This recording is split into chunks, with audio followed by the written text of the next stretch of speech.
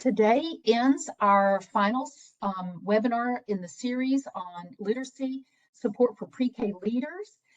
Today we are going to be covering the topics of small group instruction, observation, and assessment. So we are so glad that you are joining us today. Just real quickly, let me introduce myself and my colleagues. I am Jenny Wilkinson. I am in the Office of Early Learning in the Department of Public Instruction. So are my colleagues here. We all serve in the same role pretty much. We are consultants within the Office of Early Learning. Sometimes our focus is a little bit different, but our work overlaps so much and it all ties together. So we kind of think of ourselves as a collective. But again, I'm Jenny Wilkinson. I have Jessica Fitzgerald with me today, who is going to be co-presenting with me. So we also have Cameron Amon, who is here to work our chat with us, and also Sarah Morrison. Those two ladies are going to be helping with our chat today. They're going to be helping with the technical support for today's session. So please, we encourage you to put anything in the chat. Those two ladies are here to support us throughout today's content. Today, I did want to mention to you that we are covering small group instruction. We're going over observation and assessment in the pre-K classroom. So let's talk about a little bit about what we're covering today. We're going to be going over small group instruction. We're going to be covering observation and assessment of literacy skills. And under that umbrella of observation and assessment, we're going to be talking about what is assessment, the types and purposes of assessments. We're going to be making connections to literacy theoretical models. We're going to be talking about what is developmentally appropriate when we talk around observation and assessment of literacy skills. We're going to be diving into early literacy foundations, reviewing those predictive indicators for later success. We're going to dive into conversations around how do we assess throughout the day. And then finally, we're going to be talking about what are screening measures, and we're going to offer you some links to some very concrete screening measures that you can download and use within your centers and within your classrooms to helpfully guide your instruction around literacy skills. So let's focus our attention today, and as we think about observation and assessments, we want you to think about this question. How can early educators learn important information about children in their classroom? Oh, families, that's a great place to start. Through communication with parents and doing assessments, absolutely. Those assessments are key to building that instruction to meet the needs of our individual students. Watch them, yes, absolutely. Watch and observe. Again, talking to families, I mean, they are the experts on these children, right? Our first source of information. Taking documentation, absolutely. That quality documentation that's going to help guide us as we move forward and as we help those children meet those next level of skills. Great, thank you so much. We appreciate your engagement. We encourage you to continue to do that in our talk today. So let's begin with small group instruction. Preschoolers learn many different literacy skills through play and reading, but some skills and knowledge require that explicit instruction from their classroom teacher. Given preschoolers' attention spans and varying developmental patterns, it is wise to instruct in small groups, and that is based on research that was developed in 2016. And small groups allow teachers to pay close attention to students' individual needs and to adapt instruction as they need to. So the following are skills and knowledges to teach in small groups. So these are things that we can address in a small group. Alphabet knowledge. We can directly instruct letter names and sounds together and use memory aids. We can address phonological awareness.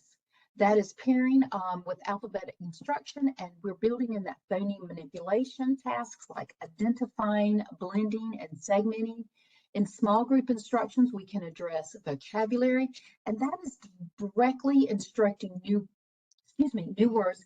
We're allowing for multiple interactions with the words. We're providing opportunities for students to use these words and then post those words in the classroom.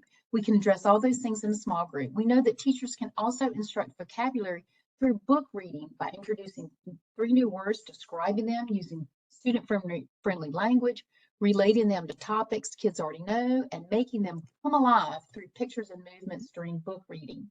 And then finally, we know that in small group instruction, we can work on our writing skills, right? We can provide those different opportunities for children to engage in the written expression. That's including letters, stories, picture captions, etc. All right, now, in our using small groups for literacy instructions. Now, this is the literacy instruction standard for the use of small group instruction in pre-K. Now, historically, the use of small group instruction, like that's seen in primary grades, has not been used in the preschool classroom. However, research indicates that small group instruction allows for many different benefits. It's important to note that small group instruction should be distinct from center, time, or play-based learning, as its intent is to provide that specific information through direct instruction. And so for clarification, direct instruction is required for all learners, every student in the classroom, because not all skills are acquired solely through developmental progress. Some must be explicitly taught. Additionally, teachers should not pull children from their play to participate in small group instruction. Rather, small group work in preschool classrooms will work best if it occurs in an established fashion with established expectations and by clearly sharing the work that will happen in the small group. Additionally, small group must be flexible so that it adapts to the unique needs of each class and that it occurs, and this is important, and that it occurs in short, quick periods of time. 5 minutes of intentionally planned and sharply focused engagement with preschoolers is going to accomplish that goal. Small groups in preschool work best when the children are given the opportunity to fully engage in reciprocal interactions within the small group. The teacher should guide the small group work. However, the children should have the ability to set the pace of the discourse around that topic or skill. Allowing children to engage in active hands-on work with the skill or topic will increase their engagement. Small group work in preschool should not be passive. Children gain more from small group work when they're able to think and do. So let's look at our chart here, benefits of small group instruction. We know that the quality and quantity of interactions during small groups is increased. We know that small groups are more effective for alphabet knowledge and learning. During small groups, children are able to move to more distinctly hear what the teacher is saying, which supports the development of the skills. We know that a preschool classroom is active. We should hear noise in a classroom, and when we pull that small group together, it definitely aids the children in hearing those specific instructions from the teacher. Small groups allow for questions to be asked more frequently and for children to more easily respond and engage, thus increasing, again, the quality and quantity of their engagement and their interactions between the teacher and the children. Small groups allow teachers to provide feedback that is more nuanced, as well as that expands children's vocabulary and oral language. And then finally, in small groups, more energy is devoted to teaching rather than managing children. So great benefits to small group instruction. Now, the literacy instruction standards and small group instruction. So we're going to dive into the literacy instructional standards that have been written for pre-K. And we can read that practice right there. The teacher utilizes small group instruction to target specific needs in early literacy by, and we have all of those bulleted findings right there. We know that it provides personalized instruction for skill-based learning with groups of 2 to 4 children. We know that we're integrating guided play experiences in literacy instruction, engaging children in developmentally appropriate practice of letter naming, letter sounds, phonemic awareness, initial sound knowledge, and sound-focused activities. Small group instruction allows the teacher to assess progress formatively during instruction to guide their decisions about their next steps. And then we know that through research tells us around small group instruction that using conversations and open-ended questions, it fosters our students' oral language skills. Now, we know that there are so many benefits to this. We want to just highlight those that have been provided for you in the literacy instructional standards for pre-K. We also wanted to take time here to highlight a couple of what we hope are familiar resources for you and the information that they provide around small group instruction in early childhood settings. So you'll notice here the 4th edition of NAEYC's Developmentally Appropriate Practice in Early Childhood Programs, and they offer the following in regards to small group. In preschool, small groups often take place when children are engaged in self-directed and guided play. So in working with 2 to 7 children in a group enables teachers to offer more focused experiences. Children have greater opportunities to engage in peer conversations and collaborative problem solving.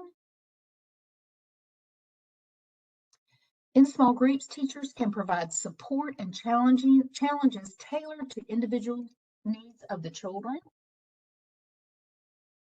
Teachers can support, here we go. Teachers may use this time to provide direct instruction, ask those open-ended questions, as we mentioned earlier, modeling that new vocabulary and fostering phonemic awareness. And I mentioned this before, but it is important to mention it again. In preschool, small groups often take place when children are engaged in self-directed and guided play. All right, so we're going to look at another familiar resource for you. And we're going to ask the question, how does the science of reading and Eckers support one another? And we know that in the program structure, 36, this is our group time. Staff engage in educational interactions with small groups and individual children as well as the whole group. And we noticed that we're just going to take this moment to read over that item again and reflect on how this strategy could foster early literacy skills for children in a preschool classroom. And we've mentioned a few of them already. Or perhaps you might even reflect on some more specific things like rhyming, segmenting, maybe some blending opportunities for children in small groups. Think about those intentional practices in a small group setting. So we know we're supported by NAEYC, we know we're supported by Eckers, as we build those small groups in our classrooms to meet those individual needs of students. All right, so as we think about that, and we want to make it actionable, right? So think about anything that you have heard around small group instruction today that might have either been new knowledge for you, or maybe it's affirming something that you already know and you see it in your classrooms. We always pull children out for small group instruction. Great. Then you know you are supported by developmentally appropriate practice and Eckers. That's great. Using that small group instruction as a time to really build those literacy skills that we know need to be taught explicitly and directly.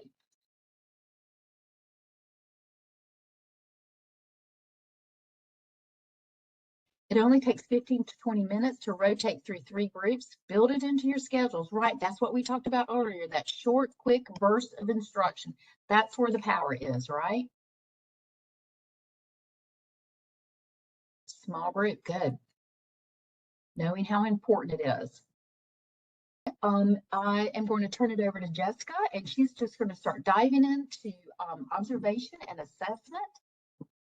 Continue to engage in the chat. All right, thank you, Jenny, and thank you for your participation in the chat. We are going to move a little bit from small groups, even though with this observation and assessment may occur during small groups, but focus a little more on the observation and assessment. And I like some of the things that are still coming in the chat. So as as I'm talking and check some of those out as well. We appreciate that. So preschool teachers can use both formative or formal and informal assessment to get an idea of students' literacy progressions and where they are in their development. And because literacy development, just like development across the board with our young children, literacy development is variable at this stage. And teachers can use that assessment data to understand how to better support individual children in the classroom. Research indicates that students are most successful in literacy development if they develop knowledge and understanding of the alphabetic code, oral skills, and print awareness in preschool. And assessment should be focused on students' letter and vocabulary knowledge, phonological awareness, and print concepts. And that comes from Snow, and we're going to touch back on that again and on a later slide as well. So one resource that we are all familiar with is Foundations, but we also want to recognize that Foundations is not a curriculum, but it's also not an assessment. So how do we use this resource? Foundations describes the skills and knowledge we want children to develop, and we recommend that the goals and developmental indicators not solely be used as a checklist, but it's important to be familiar with that continuum of development and skills in which children may demonstrate their abilities. And as you know, many of our curriculums are aligned to these developmental skills and those progressions.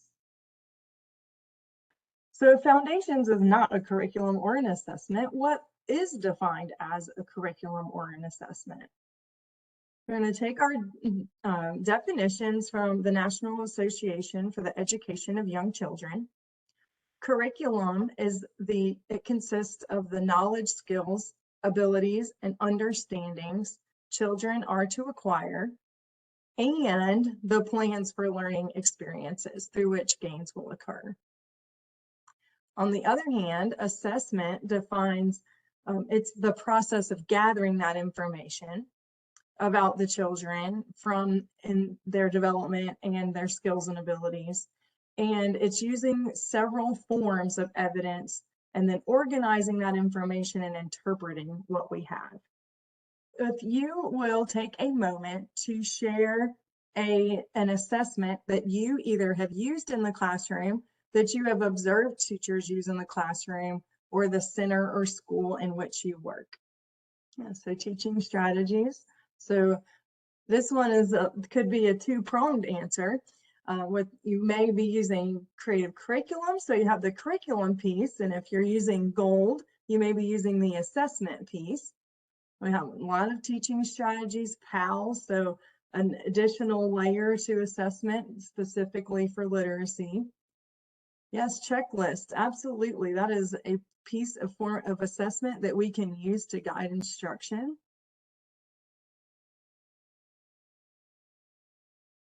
Read it once again. Core. So we have a variety there of assessments that are being shared.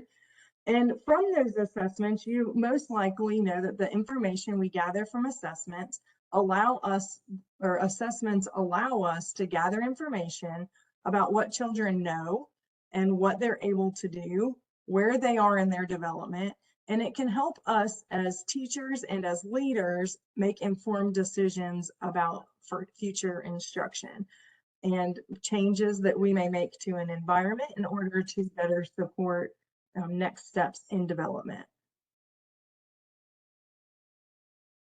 So for those of you who have spent time with us throughout this series, may recognize many of these models that we have shared. As we conclude our webinar series today, we would like for you to take a look at these theoretical reading models that we have shared and think about specific skills that are needed as children work towards becoming automatic, strategic, and proficient readers and writers. We know that they will not be automatic and we wouldn't consider them proficient in that pre-K year. However, we are developing foundational skills to help them in that journey to proficient reading. Looking at these theoretical models, let's think of some ways and times in which we could assess children in small group environments as they're going about their routines and activities throughout the day. In what ways would we be able to observe and assess these skills? So you can pick a skill or a component from one of these models and a time or way in which you could assess and share that in the chat. That in previous sessions and making sure that we're pulling those tier 2 words that are high functional words that we can use in various settings for children to intentionally teach children as we're working through read alouds. Yeah, oral language during conversation settings all day, every day. Absolutely. That back and forth, the 3 T's that we've talked about, tuning in, talking, taking turns. Vocabulary through intentional teaching, through those through the read alouds, and also just through casual conversation, children pick up on new vocabulary words. So answering questions during read alouds, absolutely.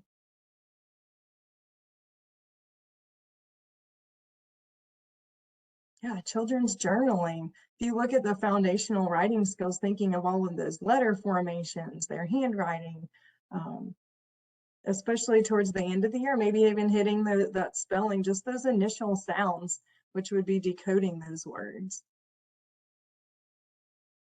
Yeah, absolutely, the stages of writing. So you all definitely have a hang of that, and you're making those connections to all these different models that we look at when we're talking about reading development and instruction and how our brains learn to read and write. Now let's connect back to NAEYC, and this is from the Developmentally Appropriate Practices Statement for Observation, Documentation, and Assessment. So some key takeaways from their position statement include having a system in place to collect and make sense of our observations, documentation, and all of that information that we have gathered. And that there is observation, documentation, and assessment. We're looking at the achievements, and it's ongoing, strategic, reflective, and purposeful. 4 strong words that describe how just the importance of assessment and the importance of planning for assessment. And then our assessment focuses on children's progress towards developmental and educational goals. And they should reflect families' input. So many of you in the very beginning of our session today talked about gathering families or input from families to learn more about children's abilities. And so that really connects to this developmentally appropriate practice for our young children. And then the methods of assessments are responsive to the current developmental accomplishments. So seeing our children's strengths and building upon those strengths so that we can differentiate that learning. So looking at these 4 that we've pulled out here to highlight, share with us some strengths or maybe an area of improvement that you see in the staff that you work with or for you as yourself as you assess in the pre-K classroom. Using parent and teacher conferences to include families in setting goals.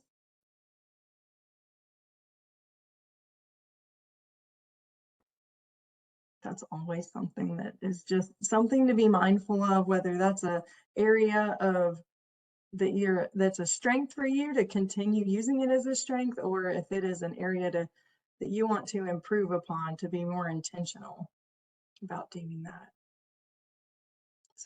So Amy says that collecting documentation is a strength, using it to inform instruction is an area to improve upon. And I would say that is that is something that is often said as we are out supporting. The collecting the documentation is there, but really gathering it and interpreting it and making it actionable is where a lot of people look to improve. Oh, so collecting documentation in a specific area. Yeah, so we all know our strengths and areas to improve upon, knowing which ones we lean towards and how to make sure that we're collecting documentation across many different areas and skills. So improve and better assessing children's home language and literacy when it's not English. Yes, I think that we don't always have that resource of someone who is in the classroom or immediately available to support a child and be able to accurately assess all of those skills that they may have, and we just don't know how to access them yet. Great point. All right, thank you again for sharing. So as we're collecting all of this information about children, and we know that our webinar is focused on literacy, but we have all domains to look at when we're collecting that documentation. So when we are focused on the literacy and language piece of our documentation, we want to know that research has identified specific predictive indicators in each of the indicators in early language and literacy. And these are oral language, phonological processing, so hearing those smaller sounds and words, and print knowledge. So we also, again, like I said, to reiterate, we want to make sure that those aren't the only areas that we collect documentation in. We also want to know what those most predictive indicators are so that we can best support children and know what research has showed us predicts and can influence how they are reading later on. So the two most predictive indicators as children transition from pre-K to kindergarten are the number of letter names known, not sounds, just names, and the ability to isolate and identify beginning sounds in words. So saying a word and being able to separate that very first sound apart from the rest of the word. One of the strongest predictors of development of reading in second and third grade, end of second, beginning of third.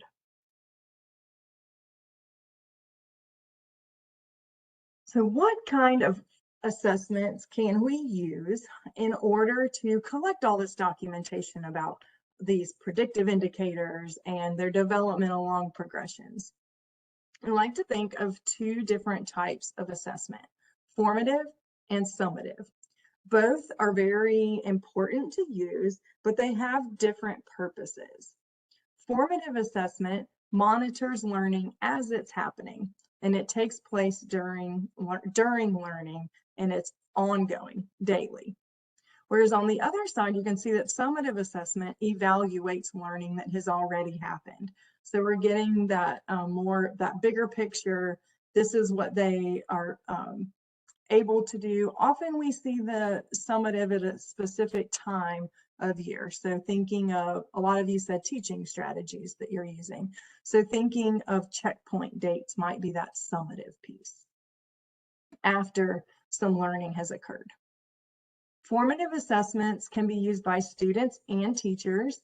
And then summative assessments are really just used by teachers to evaluate the learning that had occurred. In formative assessment, we think low stakes, very just more of in their natural environment, collecting that information through their typical routines. When we think of summative, we often think of a graded assignment, which we don't do in pre-K, but I'm thinking of higher stakes testing. Formative is a process, and summative is a product. Whereas formative assessment is assessment for learning, so we're using it to guide instruction moving forward, whereas summative is more of that end result.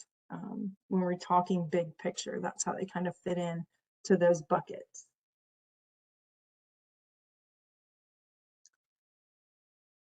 So let's think about formative assessment and how that can look authentic and through the daily routines that are natural and comfortable to young children. Again, this is a piece that is formative, so it's happening throughout learning.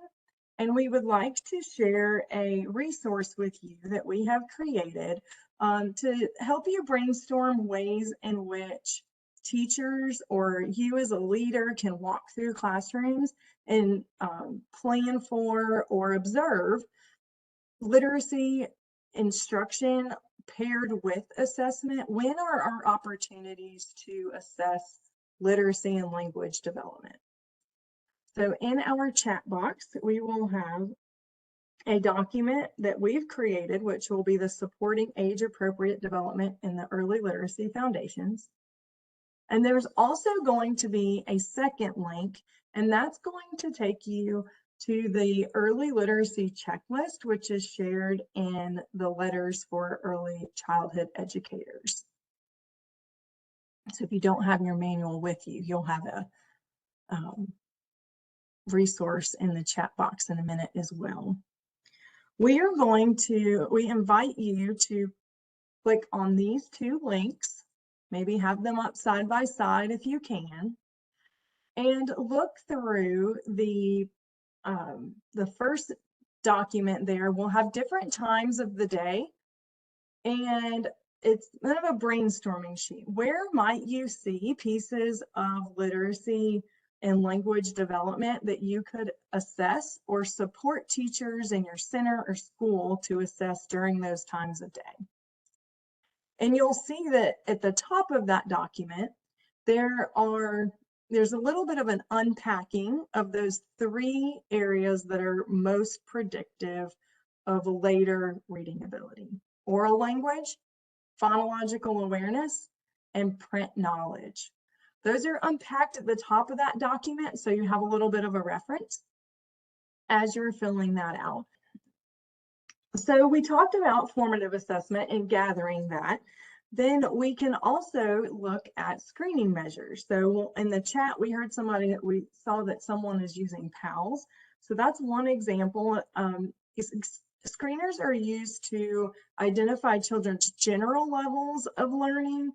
They are not used as far as a diagnostic to determine or identify disabilities, but they do help inform teachers in what they can do in the classroom. One example of a screening tool is the Get Ready to Read tool, and it is shared in the Letters for Early Childhood manual. And this, if you would like to, you can scan here to see it's their packet. It's an overview that is accessible for free. And I know our chat folks are also trying to work on the access. Oh, there we go.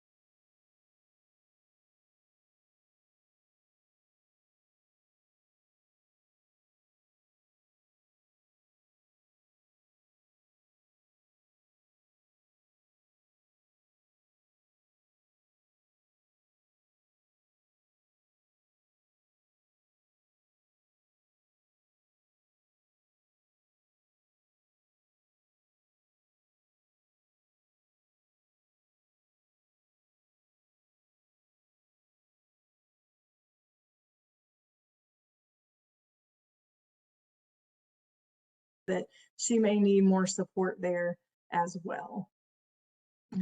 And there was another one where she pointed to that dragon that was the incorrect answer. So those types of skills could support me as an educator knowing where she needs some more support.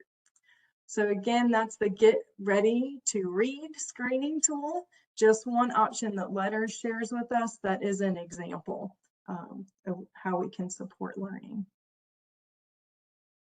So assessment is a good thing, just to it can be a natural part of what you're already doing every day to help children be successful. And assessments help us better know our children so that we can adapt our curriculum and teaching to be more effective. And it provides a framework for practice and helps us grow as professionals. Thank you for joining us today with our last session of this series with Pre-K webinar leader, or our Pre-K leaders session. We hope that you have learned a lot through these sessions and have been able to go back. We have recorded all of our sessions, so if you joined us late in the series or would like to go back and rewatch or be able to access some of the resources we've shared, you can do that. And we are recording this one today, so that will be added, and the full list of recordings, including this one, will be shared in the Office of Early Learning weekly memos. We'd also like to remind you of our resources that we have shared throughout the series, including the preschool literacy resources, the literacy at home, which could be a great resource to share as children go home for the summer, or people who may be working with them over the summer can engage in those conversations and talk about letters and vocabulary and help encourage comprehension in oral language throughout the summer. And we hope that you have a wonderful afternoon, and reach out to us if you ever have questions. Thank you so much.